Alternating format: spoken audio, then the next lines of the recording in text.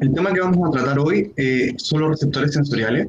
Este es un tema tremendamente interesante desde todo punto de vista porque es un tema que nosotros podemos relacionar en la mayoría de las UPs de crecimiento y desarrollo y de las próximas áreas que siguen, que es nutrición, en sexualidad y en trabajo y tiempo libre. Es un tema que lamentablemente, bueno, si no les gusta, nos va a acompañar durante toda la carrera y sería bastante interesante que lo tratemos de integrar con todos los temas y con todas las UPs que tenemos en crecimiento. Entonces vamos al tema. Bueno, voy a partir hablando de las ecografías, después van a ver por qué voy a hablar de las ecografías, pero de modo general nosotros vamos a decir que una ecografía es un medio diagnóstico que se utiliza dentro de lo que es la imagenología en el diagnóstico por imagen. Esta es una materia que nosotros vamos a empezar a ver en los años posteriores. Nosotros vamos a empezar a ver un poco de diagnóstico por imágenes en trabajo y tiempo libre. Entonces, vamos a partir explicando una generalidad. No es mi intención hablar de ecografías ni hablar de patologías, solamente quiero que veamos la importancia de algunas cosas. Entonces, esto que yo estoy apuntando con el puntero se denomina un transductor. Es un aparato del ecógrafo que nos va a permitir proyectar una imagen. Entonces, dependiendo del lugar donde yo haga la ecografía, va a recibir un determinado nombre. Por ejemplo, acá la estoy haciendo en el corazón y se va a denominar una ecocardiografía. ¿Sí? Vemos los diferentes tipos de transductores que hay. Esta es la más común que nosotros vamos a ver, que en general es la que siempre se le hace a las embarazadas. Entonces, por eso acá les puse la imagen de la derecha, una embarazada, que es la que se hace en la pancita. Vamos a ver que hay diferentes tipos de ecografía y este es un transductor que es intracavitario, es decir, que se mete dentro de ciertos orificios. Bien, entonces, nosotros en el UP4, cuando vimos que María cursaba su primer mes de embarazo, lo primero que tenemos que darnos cuenta que esa frase es clave. ¿Por qué? Porque primero tenemos que tener en cuenta qué es un embarazo y cómo sabemos que ella está embarazada. Entonces, es extremadamente importante que empecemos a relacionar desde ya todo con todo. Entonces, una cosa clave a la hora de saber si María realmente está embarazada es ir a la UP2 y ver si María es hombre o si María es mujer. ¿Sí? Entonces, eso es algo extremadamente importante que nos va a dar la historia clínica. Entonces, si ya sabemos que María genéticamente es mujer, entramos en la UP2, podemos seguir. Entonces, María cursa con un atraso, su periodo no está llegando, lo que vimos en la UP3. Entonces vamos a hacer todo esto que tengo acá en colores, que se denomina exámenes complementarios, ¿sí? Y dentro de estos exámenes complementarios, nosotros vamos a pedir un laboratorio, y este laboratorio, si se acuerdan un poquito, vamos a las clases anteriores, vamos a pedir beta-HCG o gonadotropina coriónica humana subunidad beta, la cual la vamos a poder dosar, ya sea en sangre o en orina. Recordemos que cuando es en sangre tenemos un diagnóstico presuntivo muchísimo más rápido de que ella está embarazada, ¿sí? Acuérdense que en medicina 1 más 1 nunca es 2, entonces tenemos que tratar de lo posible acompañarnos de otras cosas, porque esto puede darse perfectamente por algún tipo de patología, algún tipo de tumor. Entonces acá viene la ecografía, que es un método tremendamente importante para lo que es el diagnóstico del embarazo y adicionalmente este es un medio de imagenología. ¿Sí? Todos estos dos juntos, como les comenté antes, son medios de exámenes complementarios, perdón, y este es un examen físico. Antiguamente, en la medicina antigua, solamente utilizaba métodos físicos y la historia clínica. Y aquí la importancia que nosotros desde el primer año de medicina tenemos que entender, escuchar, tener una escucha activa con nuestro paciente, ¿sí? Entonces fuimos transcurriendo a lo largo del cursado, vimos lo que era un embarazo, vimos que para lograr tener un embarazo saludable teníamos que utilizar una herramienta extremadamente importante que se denominaba carnet perinatal. Y a su vez, este carnet perinatal, a su vez estas herramientas para llevar a un embarazo saludable estaban dadas por la nación a través del Ministerio de Salud, el cual nos establecía un sinnúmero de recomendaciones. Entonces, ¿qué tiene que ver esto? Dentro de estas recomendaciones que nos da la nación a través del Ministerio de Salud, en un embarazo normal, nosotros tenemos que establecer como mínimo 3 ecografías. Recordemos la atención primaria de la salud, siempre y cuando nosotros tengamos un ecógrafo para realizar estas ecografías. Entonces, la primera ecografía la vamos a realizar entre la semana 11 y la semana 14. ¿Qué nos va a permitir esto? Nos va a permitir ver la viabilidad del feto y el diagnóstico del embarazo. Acuérdense acá arriba, la ecografía es un método diagnóstico de embarazo sumado a los laboratorios hormonales. Entonces, además me va a permitir ver la viabilidad, es decir, escuchar latidos cardiofetales, ¿sí? Tipo de ecografía que en general es transvaginal. Lo que yo les mostraba acá, se fijan, este tipo de transductor se introduce en la vagina y ahí nosotros podemos hacer este diagnóstico. Ahora bien, la segunda ecografía se va a realizar entre las 22 y las 24 semanas. Pero, ¿para qué me sirve esta segunda ecografía? Nos va a permitir descartar la mayoría de las patologías, nos va a permitir saber el sexo y, ojo, María cursa su primer mes de embarazo. Entonces nosotros ya podemos decir, ¿cómo sabemos esto? Bueno, tenemos un dosaje hormonal, hicimos una imagenología porque no sabemos si cursa su primer mes de embarazo o no. Y acompañada por su pareja, ellos se preguntan, ¿será varón o será mujer? Entonces, nosotros ya en primer año de medicina, con el primer semestre, con crecimiento y desarrollo, podríamos decir cuándo ella va a saber realmente si es varón o si es mujer. ¿Se dan cuenta? O sea, lo podemos abordar de diferentes formas la unidad problema. Entonces, nuevamente, leamos el problema. María cursa su primer mes de embarazo acompañada por su pareja. Entonces, imagino que ustedes van a decir, me comí una parte de la frase porque dice, se preguntan si será varón o será mujer. Pero esta coma la puse acá por una razón importante. Cuando pensamos en pareja, no sé si ustedes, espero que no, nuestras representaciones sociales no hacen pensar que es de inmediato un hombre con una mujer. No es la intención de esta presentación hablar de representaciones sociales y de sus prácticas sociales que los llevan a pensar en eso. Pero es extremadamente importante que nos demos cuenta que en cada unidad problema, cada palabra tiene un significado distinto.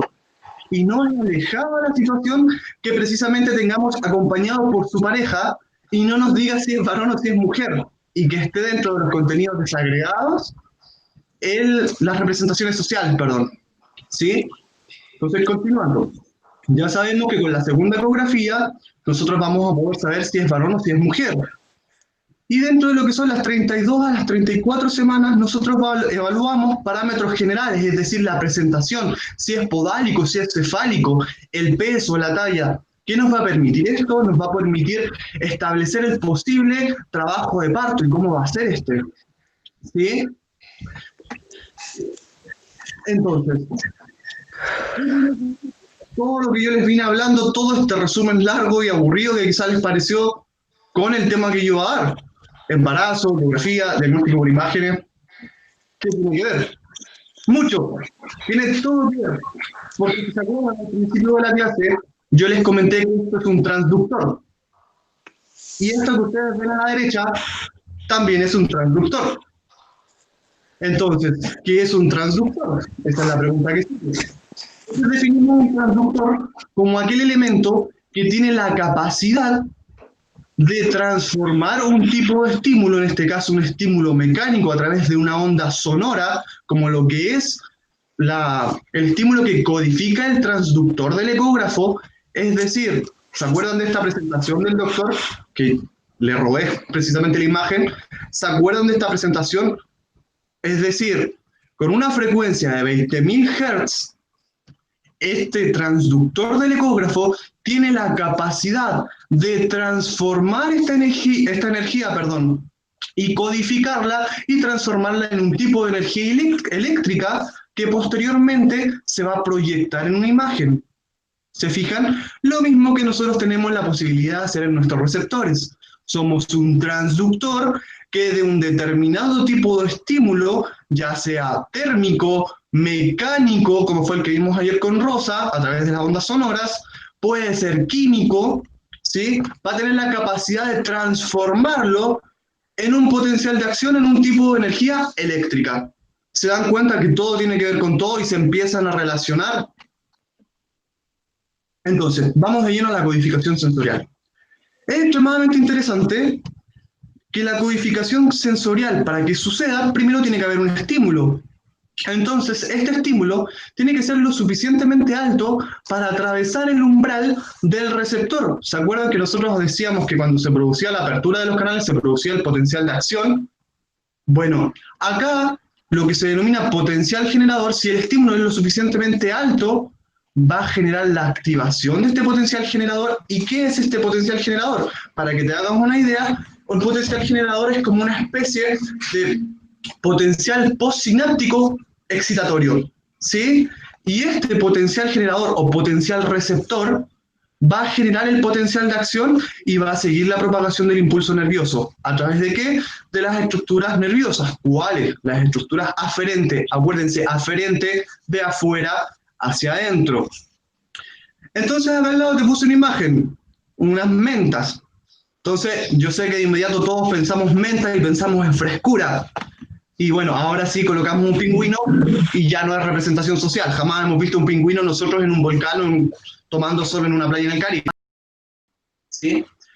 Entonces, dentro de lo que es la codificación sensorial, vamos a hablar de las propiedades de la codificación sensorial. Y una de ellas es la modalidad. Nuestros receptores son tan espectaculares que tienen la capacidad de no solo codificar un estímulo determinado. Por ejemplo, nosotros en los conos y los bastones tenemos la capacidad de percibir este tipo de ondas electromagnéticas, las cuales nos van a proyectar en los conos y los bastones lo que va a ser nuestro color. Pero si se dan cuenta, nosotros cuando presionamos el ojo, no sé si alguno se ha presionado el ojo y si nunca lo ha hecho, por favor hágalo para que vea que no le estoy mintiendo, tenemos la capacidad de ver este tipo de lucecitas, estas luces.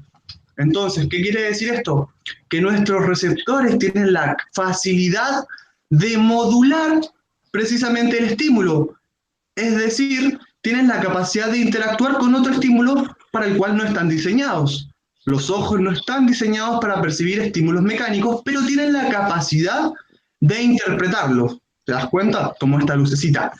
Perdón por el ejemplo burdo, pero es extremadamente útil y nos permite comprender cómo está funcionando. A eso hablamos de modalidad. ¿Sí?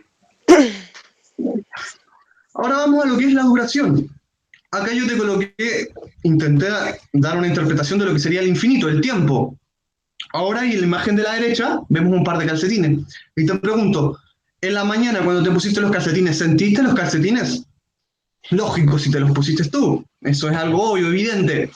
Pero si te das cuenta, durante todo el trayecto que te duchaste, te hiciste tu café, te sentaste, te intentaste conectar, ¿qué pasó? Perdiste la sensación de que tenías los calcetines puestos. ¿Esto por qué? Porque la duración del estímulo fue perdurando en el tiempo. Y tu discriminación a nivel del tálamo, que se acuerdan que yo en unas clases anteriores les había dicho que era un órgano que tenía la capacidad de discriminar y decir qué es importante y qué no, decide que esto no es un estímulo importante, tener los calcetines puestos. Ah, pero ahora que yo te mencioné lo de los calcetines, estás pensando probablemente y me estás diciendo, sí, ahora yo siento los calcetines. Exacto, porque ahora tú lo que estás haciendo es que tu tálamo está discriminando que esta es una información importante para ti. ¿Te das cuenta? Otra de las propiedades interesantes son la intensidad. Acá en la imagen de la izquierda, yo te coloco como en un receptor, perdón, como en un receptor, con la mariposa en el mismo dedo, tiene la capacidad de hacer un tipo de presión. Este tipo de presión, que es lo que va a generar el potencial receptor, lo cual va a generar una ola de potenciales. Fíjense en la frecuencia, 1, 2, 3, 4, 5, 6. Ahora, si colocamos el mismo dedo, pero en un lorito, vamos a ver que hay mayor presión y hay una mayor frecuencia de descarga de estos potenciales generadores. ¿Sí? Ahora, ¿qué tiene que ver esto? Perdón. ¿Qué tiene que ver esto? Que se acuerdan en la presentación de ayer cuando Rosa hablaba del tema y alguien preguntó, ¿pero qué tiene que ver y qué importancia tiene que de un ganglio salgan neuronas eferentes del séptimo par craneal? Muchísimo. Y bueno, ayer me costó quedarme callado, pero muchísimo. ¿Por qué? Porque si lo respondíamos ayer me arruinaba la presentación hoy día. Entonces, la intensidad, nuestro sistema tiene una capacidad tan increíble de adaptarse, de controlar y dentro de lo posible no dañarse, que si se acuerdan de esta clase, cuando el doctor hablaba de los decibelios, el doctor hacía referencia a que entre 110 y 120, dependiendo de la literatura, ya se van a activar las vías del dolor. Ya esto va a generar dolor. Entonces, ¿qué pasa?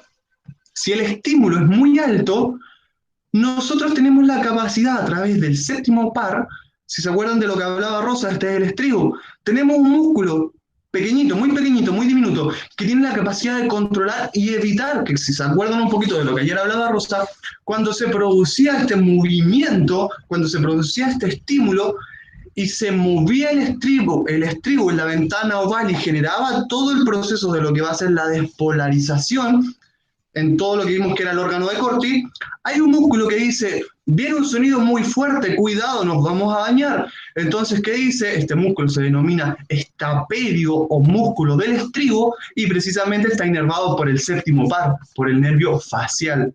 Entonces se dan cuenta que la intensidad a través de su receptor está todo conectado. Finalmente nosotros tenemos que llegar en estas últimas UPs a darnos cuenta que todo lo que hemos venido viendo sirve para relacionar todo con todo, ¿sí?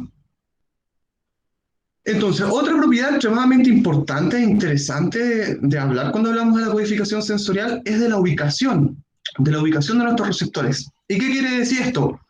Quiere decir que, por ejemplo, si te das cuenta, tú tienes una posibilidad de codificar o de establecer o de discriminar mucho más con los dedos que con el codo. ¿Y esto por qué? Por una sencilla razón, porque tú tienes un campo de receptores. Por ejemplo, lo vamos a explicar también de una forma burda. Imagina ahora que tú en tu casa, tú eres un receptor y todos los de la tutoría son un receptor. Entonces yo los junto a todos y los coloco en el Paseo Córdoba. Vamos a tener 30 alumnos en el Paseo Córdoba en 2 metros cuadrados. Van a estar extremadamente apretados y van a estar conscientes de todo lo que está pasando. Van a tener la posibilidad de percibir muchísimos estímulos, perdón. Ahora, ¿qué pasa si yo me llevo a todos los de la tutoría a la cumbre de la Concagua? No sé si vamos a llegar todos y probablemente no. Con suerte si es que llegan 2 o 3. Entonces, precisamente lo que va a pasar acá, si se dan cuenta, en la punta de los dedos, nosotros tenemos campos receptores con un gran número de receptores, lo que nos permite discriminar. Ahora, todo esto fue un trabajo de neurología que se hizo después, en el cual se establecía algo que era el homúnculo somatosensitivo, somatosensorial de Penfield. Entonces, este es un examen de semiología que ustedes pueden hacer sencillo, de forma fácil. ¿En qué consiste? Si ustedes ahora en su casa, si tienen a alguien despierto, su mamá, su papá, su hermano, su amigo, se colocan 2 viromes. Entonces, 2 viromes en la punta, en la yema de los dedos, y los colocan al mismo tiempo sin hacer fuerza, sin causar dolor, los colocan. Ustedes se van a dar cuenta que la persona, le piden que cierre los ojos, que la persona va a discriminar los 2 lápices, los 2 viromes. Pero si ustedes hacen el mismo ejemplo, 2 lápices en la espalda, o en el antebrazo, se van a dar cuenta que la persona va a decir que solamente la picaste una vez. ¿Y esto por qué? Por la ubicación de tus receptores, ¿sí? Entonces el sistema dijo, bueno, en la espalda no me sirve tener tantos receptores, tanta sensibilidad, no me conviene. Entonces las manos sí. ¿Te das cuenta? Esta es una de las importancias de todo lo que es esta codificación sensorial. Ahora bien, ya cerrando y a modo de síntesis, lo que yo te dije, tiene que haber siempre un estímulo, ya sea químico, electromagnético, químico en el caso del dolor, en el caso de algunos receptores que, por ejemplo, yo acá te hice una clasificación sencilla, pero esto tú lo puedes clasificar de diferentes formas. Podemos hablar de interorreceptores, exterorreceptores y propioceptores. Pero me parece a mí que esta es una de las formas más sencillas de entender esto que es difícil, es enredado, pero espero que sirva. Entonces, químicos, el estímulo puede ser químico, electromagnético, térmico, mecánico. Ahora, este estímulo tiene que llegar siempre ¿a dónde? A un receptor.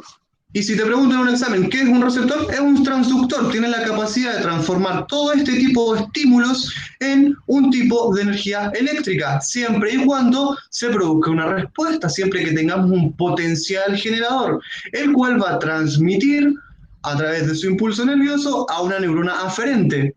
Y acá las propiedades generales de la codificación sensorial: intensidad, ubicación, duración y modalidad. Bueno, espero les haya servido, espero haya comprendido un poco este tema. Es un tema extremadamente lindo, extremadamente divertido, y nosotros desde ya podemos empezar a hacer estas asociaciones. Intenten sentarse en su casa, hacer una asociación y de cada tema hablar de otro tema. Es decir, si el mejor tema que yo domino es química, es genética, intentar hablar en todas las UPs, lograr salir y hablar de genética, pero siempre hablando primero del tema que tenía que presentar. Bueno, espero les sirva, un abrazo, cuídense y estudien mucho.